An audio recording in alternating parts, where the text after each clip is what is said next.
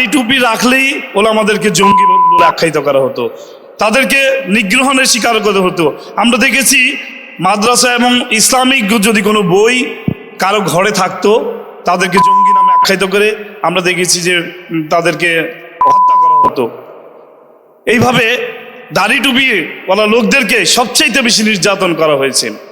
তো আমি মনে করি যে আমাদের এই ওলামা মাশায়েখগণ শুধু নির্যাতনের শিকার হবেন কিন্তু রাষ্ট্রীয় ক্ষমতা থাকবেন না, এটা হতে পারে না। আল্লাহ পাক পবিত্র কোরআনে ঘোষণা করেছেন, ইন্না আনজালনা ইলাইকাল কিতাবা বিল হাক্কি লিতাহকুমা বাইনান নাসি বিমা আরাকাল্লাহ ওয়া লা তাকুল লিল খায়িনিনা খাসিমা।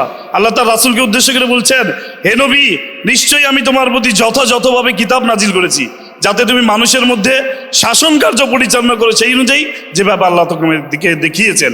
কাজে আপনাদের খালি ঘরে বসে থাকলে চলবে না এবং কোরআন হাদিস নিয়ে গবেষণা করলে হবে না, রাষ্ট্রীয় ক্ষমতায় আপনাদেরকে অধিকভাবে অংশগ্রহণ করতে হবে, তবে এই দেশে শান্তি মিলবে, মুক্তি মিলবে, জনতার মুক্তি মিলবে। আল্লাহ পাক পবিত্র কোরআনে আরেকটা আয়াতে বলেছেন, ওয়াকাতিলুম হাত্তা লা তাকুনা ফিতনাতু ওয়া ইয়াকুনা দ্বীনু কুল্লু লিল্লাহ।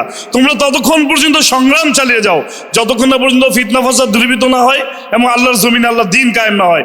আল্লাহর জমিনে আল্লাহর দ্বীন কায়েম করতে হলে ওলামা মাশায়েখদেরকে অধিক আগে রাষ্ট্রীয় ক্ষমতায় প্রভাবিত করতে হবে, আসতে হবে, তবেই এদেশে শান্তি এবং মুক্তি মিলবে।